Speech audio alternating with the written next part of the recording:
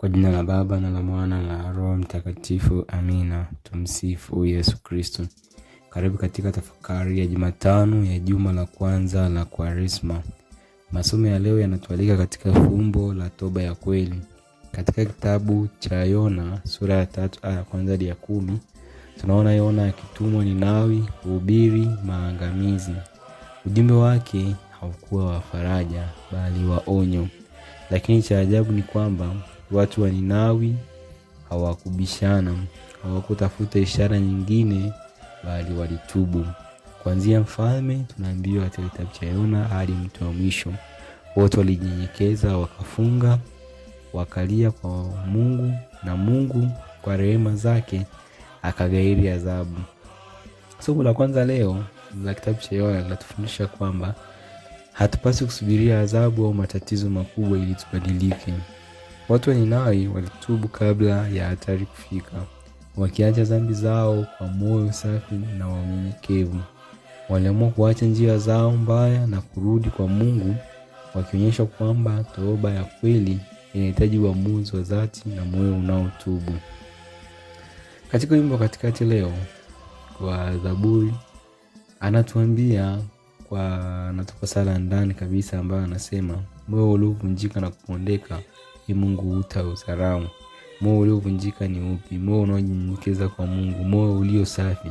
Mungu hataki maonyesho nje tu, anatafuta moyo ulioguswa, uliotambua makosa yake na kutaka kubadilika. Kwa ufupi, toba si maneno matupu bali ni kuacha njia mbaya na kuanza upya. Katika Injili ya leo katika kitabu cha Injili Luka sura ya 11 ya 9 hadi ya 32, Yesu anawakemea waliokuwa wakitafuta ishara. Anasema hawatapewa ishara ila ishara ya Yona, kama tulivyoona katika kitabu cha kwanza cha nabii Yona. Maana yake ni kwamba kama Ninawi walivyotubu kwa mahubiri ya nabii mmoja tu, basi na sisi tunao msimamo wa Kristo mwenyewe, hatuna kisingizio. Hapa yuko aliye mkuu kuliko Yona. Je, tunamsikiliza?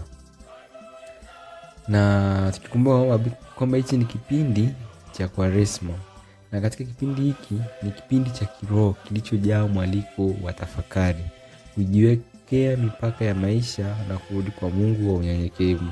Ni muda kuangalia ndani ya moyo wetu, kutambua makosa yetu na kuchukua hatua thabiti ya kubadilika.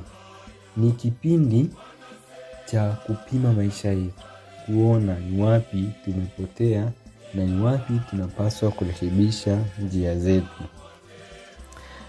Kwaresma pia ni mwaliko wa kila mmoja wetu kuangalia maisha yetu kwa uangalifu. Ni wakati wa kutambua na kutafakari juu ya tabia zetu, maneno yetu na matendo yetu. Je, yote tunayoyafanya yanampendeza Mungu? Je, tunayoyafanya sio chukizo mbele za Mwenyezi Mungu? Ni fursa ya kuona ni wapi tunahitaji kubadilika, sio kwa maneno matupu bali kwa vitendo vinavyothibitisha moyo uliovunjika na uliozaniwa mbele ya Mungu. Hivyo katika Kwaresma hii tunaalikwa tujichunguze pale popote tulipokosea, tulipoenda kinyume na matakwa ya Mungu.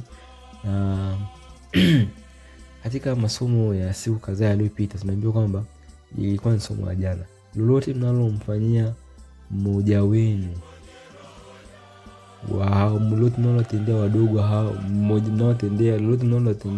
hao wadogo, Kiswahili kinanichenga, mnitendea mimi. Kwa hiyo jambo lolote tunalolifanya tusifanye labda tunamuuzi mwenzetu, tunaona kwamba ni hivyo, lakini Mungu alisema nimemuumba mtu kwa sura na mfano wangu. Maana kwamba tunapomwangalia mtu mwingine tunamuona Mungu. Kwaresma ni mwaliko kila mmoja wetu kuangalia maisha yake kwa uangalifu na kufanya tafakari ya juu ya tabia zetu, maneno, matendo, na fursa ya kuona wapi tunahitaji kubadilika. Na kama nilivyosema, sio kwa maneno matupu tu. Toba ya kweli ipo pale mtu anapoamua kuacha njia mbaya, anapokiri kosa, pale anapotoa moyo wake kwa Mungu kwa unyenyekevu na akikubali wito wake na kuamua kubadilika, kukubali wito wa nani? Kukubali wito wa Mungu. Kwaresma inatufundisha kwamba Kila hatua ndogo kuacha dhambi, kila azimio la kutenda mema ni ishara ya kweli na imani ya upendo wa Mungu. Kwaresma ni muda wa kutunza moyo wetu, kutambua makosa yetu na kurudi kwa Mungu kwa unyenyekevu.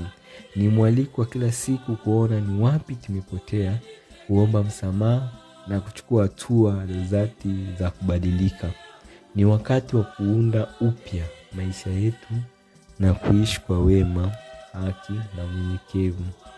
Ujumbe kwetu leo, tutafakari. Ni mara nyingi tunasubiri miujiza mikubwa ndipo tubadilike. Na kwa sasa hivi utaona watu wanahangaika kutoka kanisa hili kwenda lingine, kutoka kwa nabii kwenda mwingine. Wanachotafuta tu ni miujiza ili wabadilike. Lakini tunatafuta mpaka ishara za ajabu, wakati neno la Mungu tayari linatuita kila siku. Kwaresma ni ninao yetu ya leo. Ni muda wa kusimama, kujiangalia na kuamua kubadilika kwa dhati. Ni tendo la kuleta imani kwa Mungu na kuamini kwamba Mungu ndiye anayetusaidia. Tujiulize, je, tunahitaji ishara gani nyingine ili tubadilike? Ni maeneo gani ya maisha yangu, ni eneo gani la maisha yangu ninahitaji toba ya kweli? Je, moyo wangu umevunjika kwa unyenyekevu au bado unajitetea? Kuacha njia mbaya kabla ya adhabu haijafika, tunaalikwa katika kipindi cha Kwaresma. Kuwa na moyo safi, tunaalikwa katika kipindi cha Kwaresma. Kutafuta toba ya kweli, sio ya maneno tu bali kwa vitendo, tunaalikwa katika kipindi hichi cha Kwaresma. Kutafuta wito wa Mungu kwa ujasiri bila kutafuta ishara nyingine za ajabu, tunaalikwa katika kipindi cha Kwaresma. Hivyo Kwaresma ni muda wa kutunza uhusiano wetu na Mungu na kutengeneza upya wa njia zetu. Hivyo siku ya leo, kupitia haya masomo mawili, tunaonyeshwa visa vya Yona na kama watu wa Ninawi walivyoamua kurudi. Kwanza mfalme, fikiria, kwanza mfalme alijinyenyekeza, ametubu, amemrudia Mungu. Hivi inaonyesha katika dunia cheo sio kitu chochote, bali Mungu ndio mkuu.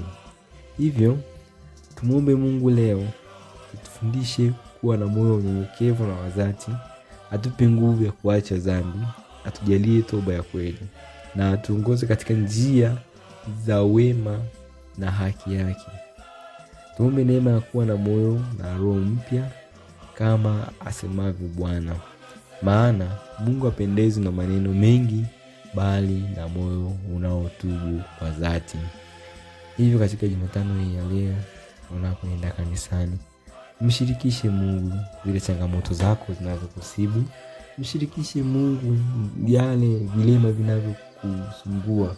Mwambie Mungu, leo ninataka kuyaacha. Leo ninataka kutubu. Dhamiria, fanya kwa vitendo, acha. Na hata baada ya Kwaresma, ni Kwaresma hii, acha kabisa. Naye Mungu atakusaidia. Tusisubirie muujiza, bali muujiza wa Ninawi ndio Kwaresma hii. Tuitumie Kwaresma hii tuongoze vyema ili tuweze kuachana na yale mabaya. Na Mwenyezi Mungu ni Mungu wa huruma. Daima pale tunaporudi huwa anatupokea, huwa anatusaidia, na tusitafute kupata miujiza ya haraka ili tubadilike. Kwa Mungu haipo hivyo. Mungu anafanya jambo kwa wakati wake. Anatuletea mema yake na neema zake kwa wakati wake. Hivyo tuwe na matumaini kwake na analotaka. Tusali kwa imani, tuombeane. Hivyo niwakaribishe tena katika siku ya kesho, siku ya Alhamisi, katika tafakari inayofuata. Na pia usisahau kulike na kufuatilia akaunti hii ili uweze kupata video nyingine zinazokuja za tafakari nyingine. Na pia usisahau kushare ili watu wengine waweze kupata. Kwa jina la Baba na la Mwana na la Roho Mtakatifu, amina. Na watakia siku njema na Kwaresma njema iliyo katika hali ya utulivu na amani. Tumsifu Yesu Kristo.